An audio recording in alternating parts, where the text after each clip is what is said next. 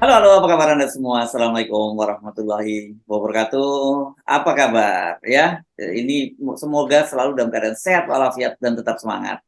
Dan kembali Anda berjumpa bersama kami dalam program Off the Record. Masih terus, alhamdulillah ditemani oleh saya Hersunu Arif. Dan saya Gibeta senang sekali menjumpai Anda kembali hari ini. Semoga kita semua dalam keadaan sehat dan bahagia karena kita akan ngomongin patung, gitu ya Mas ya. Ini kalau di apa? Kalau di Jawa Barat di Jakarta patung, tapi kalau orang Bali namanya patung gitu ya, Mbak. Iya, iya betul. Ini patungnya Bung Karno gitu ya yang kita mau bahas ya. Mhm. Iya, Jadi patung dari Bung Karno yang sebetulnya memang sudah banyak ya, di banyak tempat itu sudah berdiri patung Bung Karno. Tapi kemarin Ibu Mega itu baru saja meresmikan baru satu lagi nih Mas Irsu yang ada di daerah Pakem ya. Jadi ke arah Kaliurang lah kalau kita Jogja bagian utara begitu kalau kita ada di Jogja itu di Omah Petro. Omah Petro ini milik dari Romo Sindunata. Nah, kita kenal ini dulu pernah juga menjadi wartawan di Kompas begitu ya. Dan senior ini sekarang ya, ya, angkatan senior nih ya. Ini angkatan senior usianya sudah 70 sekian gitu ya. ya kan kalau wartawan-wartawan senior Kompas ini kan dulu rata-rata kebanyakan lulusan seminari dari Kendal Mhm, ya, di Jogja ya. Jadi ini termasuk betul. salah satunya Pak Sindunata ini kelihatannya ya. Dia memang asalnya dari Malang kalau tidak salah ya, karena saya penggemar tulisannya, terutama kalau soal bola. Saya bukan penggemar Mulai bola, ya. tapi kalau dia yang menulis soal bola saya suka gitu ya. Dan saya ketika saya masih SMA dulu saya sudah membaca bukunya Anak Bajang Menggiring Angin. Jadi saya tahu soal Pak Sindunata ini gitu. Dan rupanya sekarang dia memang kalau kita lihat Omah Petronya tuh penuh dengan patung Mas Hersu. Hmm, Dan koleksi terbarunya ini adalah patung Bung Karno yang diresmikan kemarin dan cukup tinggi, setinggi 6 meter gitu. hmm. Oke, Hmm, di luar itu saya kira kan sekarang yang sudah sedang ramai sekali itu adalah patung Bung Karno yang sedang dibangun di Bandung ya Mbak ya. Yang ini betul.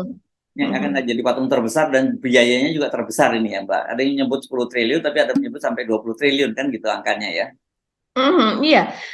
Rencana semula gitu yang disounding itu 10 triliun, tapi kemudian Bupati dari Kabupaten Bandung Barat yaitu Hengki Kurniawan, mungkin banyak yang tahu ya karena ini dulu dulu artis yang cukup populer begitu. Dia mengatakan bahwa ada kemungkinan akan mencapai 20 triliun karena di situ tidak hanya sekedar dibangun agrowisata di mana di agrowisata itu ada patung Bung Karno begitu yang akan didirikan setinggi 100 meter begitu Mas Irsu, tinggi banget ini ya kalau dibandingkan yang lain-lain gitu patung yang lainnya, dan kemudian juga akan dibangun perumahan, pusat bisnis, pusat olahraga dan sebagainya begitu.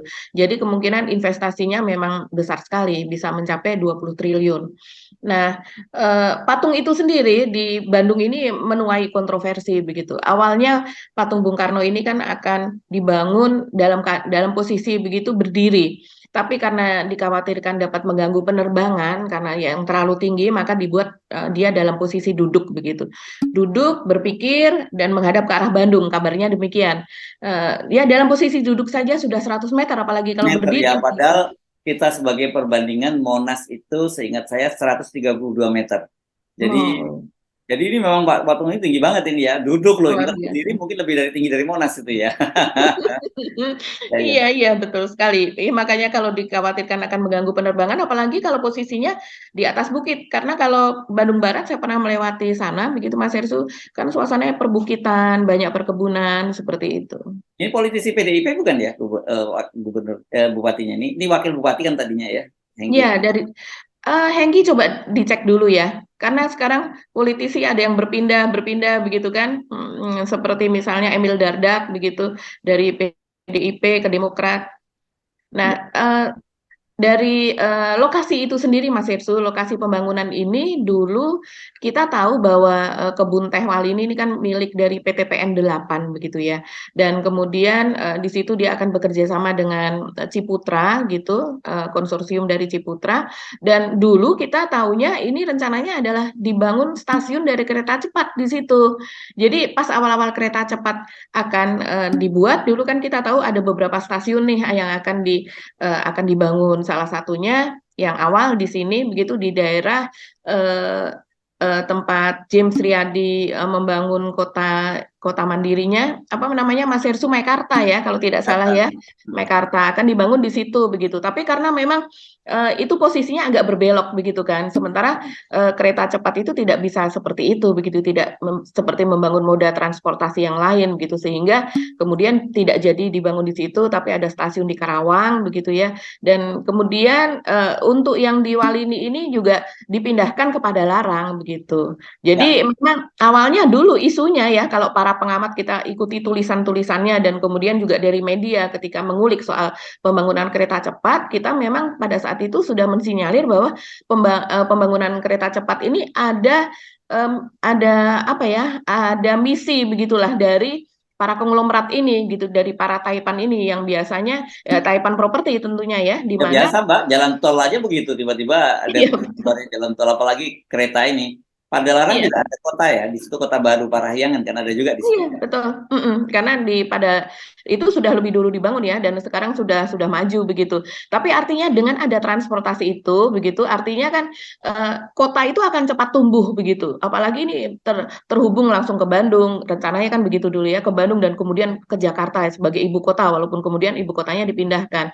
Nah, dengan tidak jadinya ada transit di daerah Walini setelah sekian lama begitu ya, tidak ada kabar, diperkirakan begitu bahwa itu tidak jadi. Tapi ternyata tetap sekarang akan dilanjutkan pembangunan tersebut rupanya. Ya, saya tadi sempat buka-buka, ternyata memang Mhm. betul Hengki Kurniawan ini politisi PDIP, tadinya dia Hmm. politisi Partai Demokrat, gitu, dan kemudian Mhm. pindah ke PDIP, Pindah gitu. ya. Jadi ya wajar kalau dia kemudian mensupport pembangunan patung itu. Tapi yang Bukan. di luar itu juga ada patung di Bali yang sedang viral juga karena katanya itu patung Bung Karno dipindahkan dari lobi di Polda Metro, di Polda Bali itu Mhm. patungnya dipindahkan ke gudang, disebutnya begitu yang muncul, tapi Mhm. kemudian dibantah katanya sedang dipindahkan ke lantai 2 ke tempat yang lebih dekat dengan ruang Kapolda dan juga ruang strategis. Itu kata juru bicara Polda Bali. Saya tidak tahu apakah memang rencananya semula digudangkan dan kemudian ribut-ribut dan kemudian dicari dipindahkan, tapi yang jelas kita pegang sajalah omongannya bahwa itu katanya dipindahkan ke tempat yang lebih strategis gitu.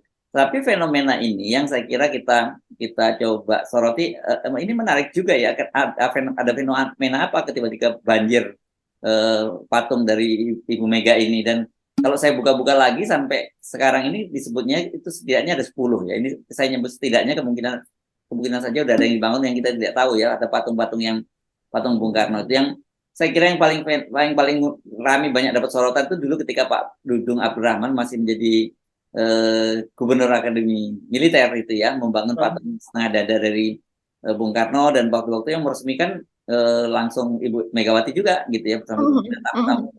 kehormatan hadir di sana, termasuk waktu itu Kasat Jenderal Andika Perkasa juga hadir. Adik ya. Iya. Mhm.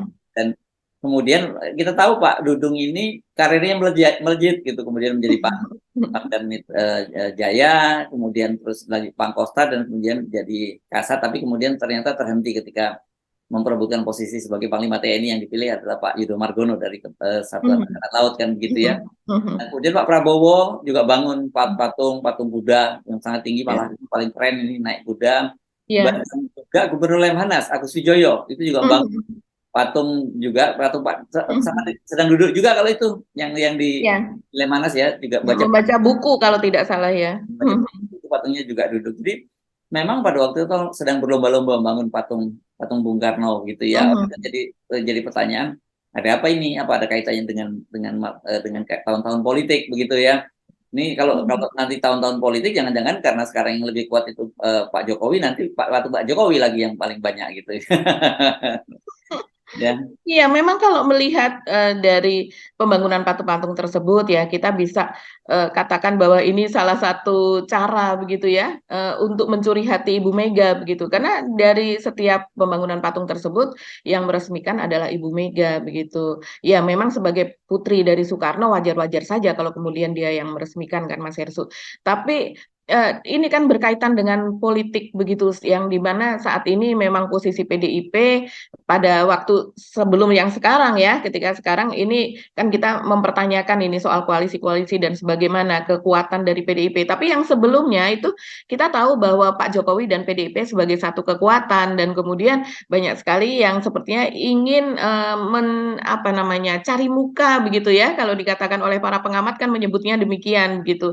Karena memang seperti misalnya ketika hubungan masih baik kemarin, kita bisa katakan sekarang hubungan memanas. Tapi ketika hubungan masih baik, Pak Prabowo begitu membangun sebuah patung, itu patungnya bagus sekali loh Mas Ersu, yang di depan Kemenhan. Karena menurut Pak Prabowo itu adalah ketika pada tahun berapa saya lupa, 60 sekian gitu kalau tidak salah ya, Bung Karno melakukan inspeksi pasukan gitu, dan di situ memang ada catatan Bung Karno ini bisa mengendarai kuda. Jadi Pak Prabowo itu ingin mengabadikan bahwa apa namanya, begitu gagahnya Bung Karno ketika itu, ketika mengendarai kuda dan kemudian menginspeksi pasukan begitu. Jadi risetnya serius ya Pak Prabowo Ya, menyiapkan ini ya. Ini betul. memang patung sejauh ini menurut saya yang paling keren ini yang di Iya, Kementerian. betul. Saya juga lihat ini patung yang sepertinya di apa, risetnya begitu ya, risetnya begitu mendalam, dan kemudian pembangunannya dengan detil begitu kan. Sementara kalau yang lain-lain seperti Bung Karno menunjuk misalnya, terus kemudian duduk, kemudian berpikir apa dan sebagainya, hanya sekedar berdiri begitu. Tapi kalau yang ini lain. Nah, dengan melihat ini ya kita memang, apalagi sekarang yang ada di Bandung Barat ini, kalau ternyata bupatinya adalah dari PDIP begitu ya, kita juga bisa memahami hal tersebut gitu. Tapi yang tidak dipahami Mas Hersu oleh banyak masyarakat adalah karena ini rame ya, rame di internet, rame di online maupun di offline. Yang tidak dipahami masyarakat adalah banyaknya uang yang dikeluarkan untuk pembangunan patung tersebut. Memang dikatakan yang pertama kan biayanya 10 triliun, dan kemudian untuk pembangunan patung, hanya patungnya saja tuh mungkin sekitar belasan triliun, kemungkinan sekitar 15 triliun. Tapi di sekelilingnya pembangunan, kalau patung kan tidak mungkin hanya patung saja, tapi pembangunan di sekitarnya itu tadi begitu. Nah, sementara dari Pemda Bandung Barat mengatakan bahwa itu nanti akan menghasilkan pemasukan atau PAD dari daerah tersebut. Jadi akan kembali investasi tersebut, dikatakan demikian, dan itu tidak mengganggu dari apa, APBD dari kabupatennya. Tapi tetap saja orang mempertanyakan, dengan investasi yang demikian besar yang ditonjolkan adalah patung tersebut, apakah tidak sebaiknya apabila itu digunakan untuk kesejahteraan masyarakat, untuk pendidikan, untuk SDM apa dan sebagainya begitu. Karena mengingat juga daerah tersebut juga bukan daerah yang kita tahu masyarakatnya sudah betul sejahtera begitu kan Mas Ersu. Jadi ya wajar lah ini protes atau ini dari masyarakat, saya lihat masih terus berlangsung Mas Ersu. Pekan lalu saja sudah ada protes juga di Pemprov begitu ya, yang menolak pembangunan patung tersebut. Apalagi kalau apa ya nama organisasinya dari DAI yang di Jawa Barat itu juga menolak begitu. Jadi tidak hanya sekedar personal atau kelompok, tapi juga organisasi-organisasi begitu banyak yang menolak. Mereka mempertanyakan urgensi dari pembangunan patung tersebut gitu. Ya, ya, ya, ya, ya. Saya kira iya, ini memang jadi tanda tanya buat kita. Kalau kita terus sebagai orang media lihatnya dari sisi angle-nya, ini angle politik gitu ya Mbak ya. Saya lah orang Iya, itu betul. melihatnya ada kaitannya dengan politik seperti yang saya ceritakan tadi. Tapi di luar itu apa sebenarnya yang menjadi di target pembangunan ini? Karena yang saya kira banyak yang juga diprotes soal kultus gitu ya. Karena kalau bicara soal katakanlah proklamator itu kan bukan hanya Bung Karno, tapi ada juga namanya Bung Hatta. Dan kemudian kalau kemudian sebagai para pejuang, sebenarnya banyak juga kontribusi dari para tokoh-tokoh lain juga yang tidak kalah kontribusinya sangat besar pada Bung Karno gitu. Tapi yang itu yang banyak dipersoalkan, dan kedua kemudian apa sih urgensinya membuat patung itu juga jadi pertanyaan gitu.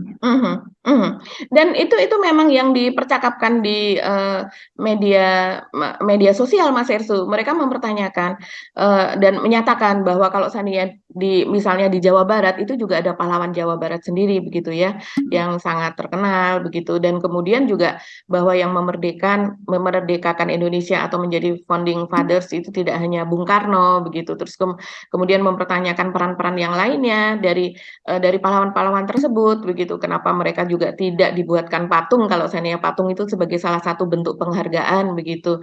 Nah, kemudian juga ada alasan juga ini Mas Ersu dari Pemda Bandung Barat begitu ya, yang mengatakan bahwa patung itu menghadap ke arah ITB begitu, karena memang Bung Karno ini lulusan ITB, dan kemudian itu salah satu yang menjadi alasannya, ini pahlawan, terus kemudian kuliahnya di ITB, dan patung Nah, itu pertanyaannya ITB yang mana nih? Kan ITB-nya udah pindah ke Jatinangor sekarang. Bagian. iya Ya, ya, yang dan ITB juga sekarang punya banyak filial ya, di banyak kota membangun kampus ITB begitu. oke, tapi tentu saja dicari justifikasinya. Tapi, Iya, tapi tentu saja ini yang harus dijelaskan oleh, apalagi kalau menggunakan anggaran-anggaran negara, ya tentu harus dijelaskan pada publik apa sebenarnya esensinya itu. Apakah betul ada urgensi yang semacam itu? Karena Ibu Mega sendiri kan kemarin mengkritik Pak Jokowi tentang generasi emas yang katanya bonus demografi Mhm. bakal dicapai pada tahun 2045 itu Ya. kan.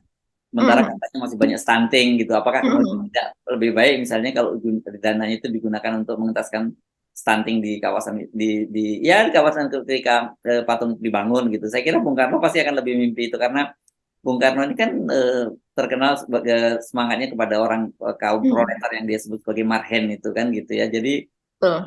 ini menarik menurut saya untuk dicermati oleh para para ahlinya, fenomena apa ini kok tiba-tiba banjir patung di mana-mana begitu ya. Iya, dan kalau saya pikir ya, misalnya pun dibangun patung Soekarno begitu, kenapa harus sebesar itu begitu, Hmm. seraksasa itu begitu ya, ataukah mungkin untuk menarik perhatian, atau ya mungkin ingin membuat monumen sih, saya rasa demikian Mas Ersu, akan menarik wisatawan apa dan sebagainya. Tapi memang banyak sekali yang kemudian mempertanyakan, kalau hanya sekedar selfie kenapa harus triliunan dana yang harus dikeluarkan gitu kan. Ini kan menarik orang untuk selfie, menarik dana kembali, tentunya uang yang sekian triliun itu harus kembali kan begitu. Kalau soal dari pendanaan, memang dari Pemda mengatakan ini tidak ada keluar uang Pemda, tapi kan di situ ada BUMN ya, di situ ada Perkebunan Walini, dan kemudian selain konsorsium dari Ciputra itu ada PTPN 8 gitu yang akan membiayai pembangunan di sekitar patung maupun di sekitar patung tersebut begitu Mas Ersu. Nah, Mas Ersu tadi katakan soal stunting, itu memang benar sekali. Ibu Mega itu kan sebagai apa ya, BPIP, dan juga Dewan Pengarah sebagai ya, Ketua Dewan Dewan Pengarah. Pengarah, iya, dan juga sebagai pimpinan dari BRIN begitu ya. Ini kaitannya kan sangat erat, dan di mana-mana Bu Mega memang mengatakan soal stunting. Dan stunting saat ini untuk tahun 2023 belum keluar ya, tapi untuk tahun 2022 kemarin sudah keluar sekitar 21, sekian persen, 21,6 kalau tidak salah. Sebelumnya 24,4%. Artinya dari 4 anak Indonesia, 1 pasti stunting. Nah, sekarang sekitar 21%. Ini memang sudah turun. Jadi dari sekitar 5 anak Indonesia, 1 itu stunting begitu. Karena masih di atas 20%. Direncanakan tahun 2024 begitu, itu akan bisa turun menjadi 14% kalau tidak salah. Begitu target dari Pak Jokowi begitu ya. Nah, ini yang padahal kalau seandainya kita mau maju seperti dikatakan itu tadi, kita Mas Hersu, ada bonus demografi begitu, dan waktunya hanya 13 tahun, itu stunting harus 0%. Kalau betul kita ingin menjadi negara maju begitu, itu yang seharusnya memang dikejar gitu. Lagi kalau kita ngomong ya angka itu yang saya kira menjelaskan juga mengapa kita tidak maju kan, data dari apa dari WHO yang menyebutkan kemarin Hmm, soal IQ orang Indonesia itu loh, yang katanya cuma betul. 70,8 ya, itu ya enggak salah 78 atau Hmm, 70,8. 78. 78 ya, dan Hmm. itu kita terendah di ASEAN dan peringkat kita sama dengan Timur Timur kan. Padahal kan sebenarnya demografi yang disebut bonus demografi itu ketika manusianya ya manusia yang unggul begitu ya Mbak ya. Iya, iya betul. Dan Mas Irsu, itu 78 adalah rata-rata, average ya. Hmm. Artinya kalau 78 adalah rata-rata, 50%-nya ada di bawah 78. Oh gitu Dan ya lima cara puluh bacanya persen, ya. Iya, dan 50% ada di atas 78.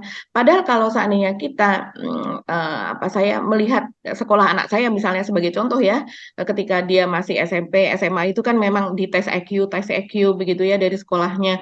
Itu kalau seandainya ada temannya yang IQ-nya itu di bawah 100, apalagi di bawah 90, itu sudah jadi mereka tidak mau memperlihatkan kepada temannya begitu. Karena memang mungkin karena pendidikan, karena fasilitas apa dan sebagainya, rata-rata IQ-nya memang di atas 100 begitu. Nah, sekarang untuk Indonesia secara keseluruhan IQ-nya 78. Ini sangat-sangat memprihatinkan karena kalau melihat bonus demografi dikatakan kan nanti pada 13 tahun begitu yang akan datang kita akan mendapatkan bonus demografi tersebut sekitar tahun 35 berarti ya. Tapi menjelang itu juga sudah akan nampak bonus demografinya.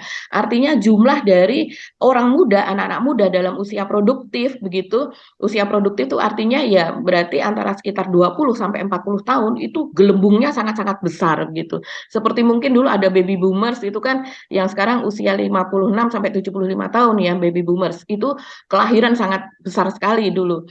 Nah, kalau sekarang ini bonus demografi artinya akan ada semacam diagram gitu ya Mas Ersu, ini lurus kemudian bonus demografi menggelembung begitu karena jumlah anak muda yang produktif usia produktif itu sebesar itu dan kemudian mengecil lagi di bawahnya yaitu yang masih balita, lahir dan sebagainya. Nah, pada saat di negara-negara lain yang berhasil melalui bonus demografi dengan baik, pada saat itulah mereka semuanya berpikir pada dekade itu untuk membangun negaranya karena mereka anak-anak yang pandai. Misalnya seperti Prabowo sekarang membeli F-15, membeli helikopter canggih apa dan sebagainya. Siapa yang mengoperasikan? Ya anak-anak kita tersebut begitu. Ya. Dan misalnya soal IT, soal kesehatan, kedokteran, mereka semuanya membangun.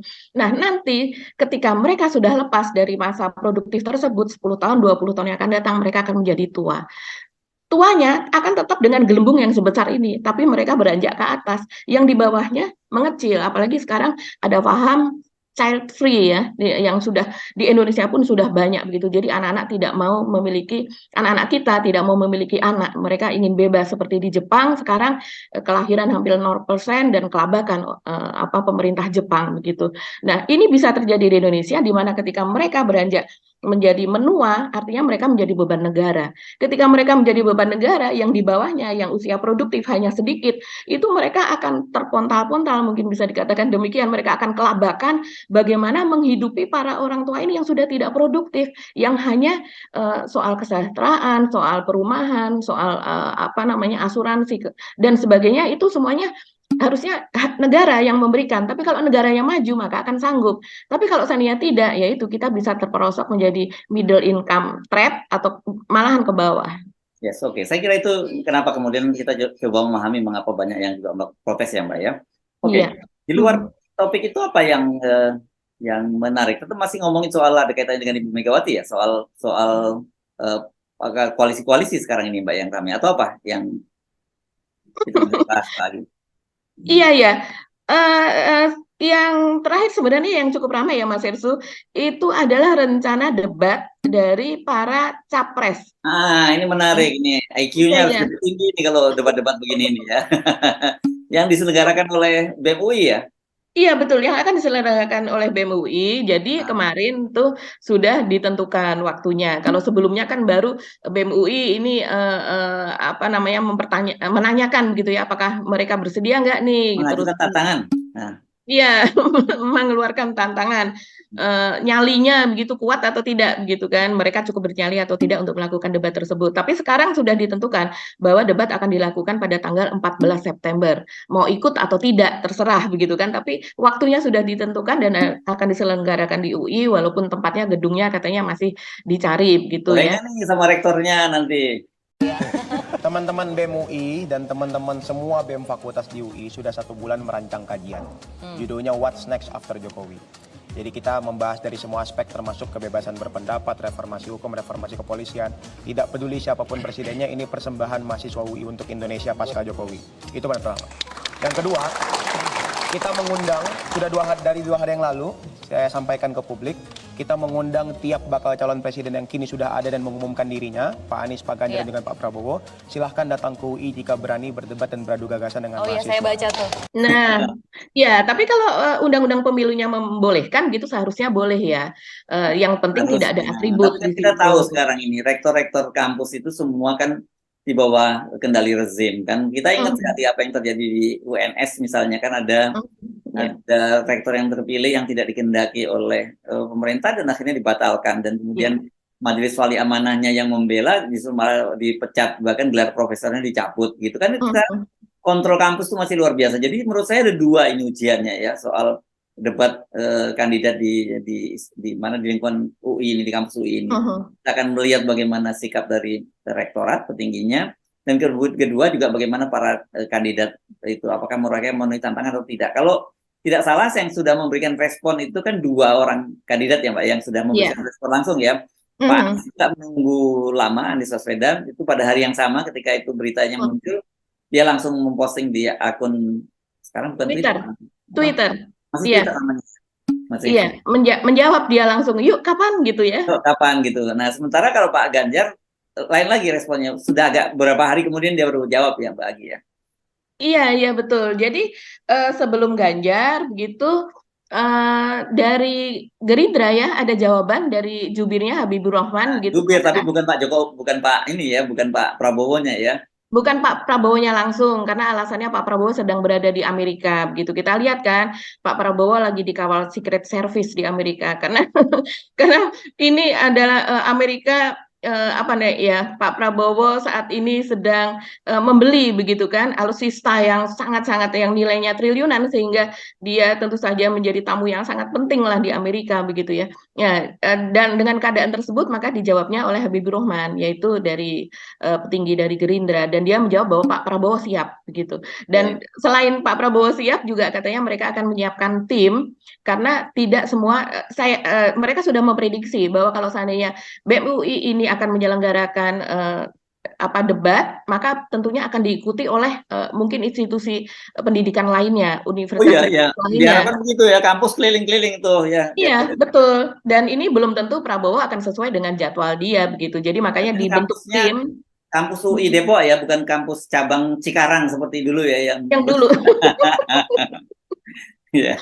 Iya, ini kampus UI Depok, dan kemudian kalau jawaban dari PDIP, dari Ganjar itu berbeda ya Mas Hersu. Kalau menurut Said Abdullah itu kan dia mengatakan siap gitu, Ganjar akan siap untuk melakukan debat. Tapi ternyata dari Pak Ganjarnya sendiri mengambang ya, dia bilang debat apa gitu dia gitu. Sabar, dia mengatakan belum kok mau debat gitu, kalau tidak salah sih mengatakan demikian gitu. Dan kabarnya UGM juga akan segera menyusul, tapi dia bentuknya adalah berupa sarasehan, katanya demikian. Saya kira ini malah jauh lebih menarik ya kalau itu kemudian diambil alih oleh kampus-kampus gitu ya, karena satu tentu dengan debat ini jauh lebih bermutu kan gitu, bukan kampanye terbuka lah di situ kan, syaratnya memang tidak boleh pakai atribut, tapi kan orang tahu tentu saja seperti apa. Dari situ kita bisa sebenarnya kemudian mendapatkan gambaran tentang bagaimana cara berpikir dari para kandidat calon presiden ini kan harus kita uji. Ini saya kira kita nggak boleh lagi membeli calon presiden itu seperti kucing dalam karung atau cuma modal elektabilitas, modal pencitraan, senang duitan. Saya kira nggak boleh seperti itu lagi. Kita harus lihat isi kepalanya seperti apa, dan kemudian bagaimana diuji oleh kalangan akademisi, kalangan kampus, mahasiswa gitu, aktivis. Bagus itu. Tapi nggak apa-apa sekali-kali juga nanti mereka bikin, saya usul sih jangan naik kampus, tapi kalangan rakyat bawah misalnya, komunitas pinggir sungai, apa-apa gitu, panggil bagaimana mereka, pertanyaan-pertanyaan dari mereka menurut saya juga layak didengar ini Mbak. Jadi jauh lebih, tapi teruji lah mulai dari berbagai lapisan masyarakat, sehingga masyarakat menguji para calon presiden kita itu gitu. Iya, dan memang kalau menurut Melki Huang itu yang sekarang menjadi Huang ya, ketua BEM UI ya. Ya, ketua BEM UI sekarang begitu. Ini terobosan baru ya, dia mulai menggantikan Bayu itu kan bulan Januari begitu. Dan ini kalau ini jadi, maka ini akan menjadi kerja besar dari anak-anak muda lah. Mereka ini kan termasuk bonus demografi nih Mas Hersu, usianya juga masih 20-an begitu kan.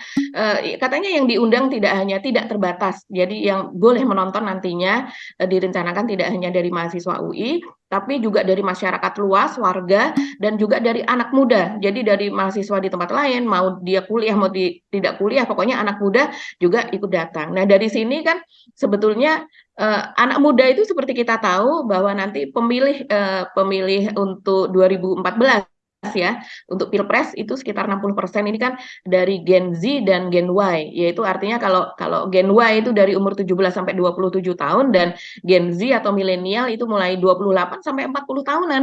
Jadi ya dan Nggak kebalik mereka tuh, nggak kebalik. Gen Z-nya yang lebih muda, bukan bukan Gen Z, Gen Y-nya yang lebih tua.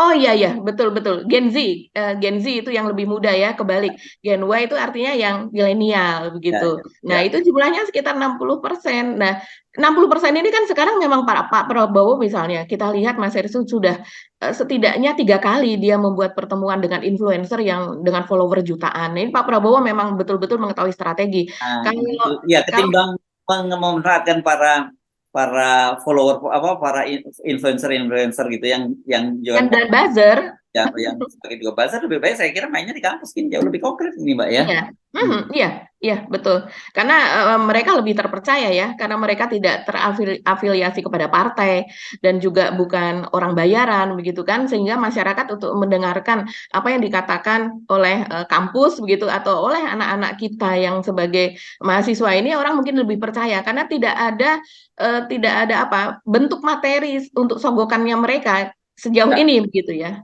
ya, oke. Ini menarik, kita tunggu tanggal 14 ya. Tapi mereka nggak peduli ya nanti apakah semua datang atau tidak, pokoknya akan jalan kira-kira begitu ya. Ada satu pun jalan gimana? Iya, kalau saya rasa demikian ya Mas Ersu, karena Sayang itu tapi tidak sayang ya peduli, itu harus. tergantung kesiapan mereka.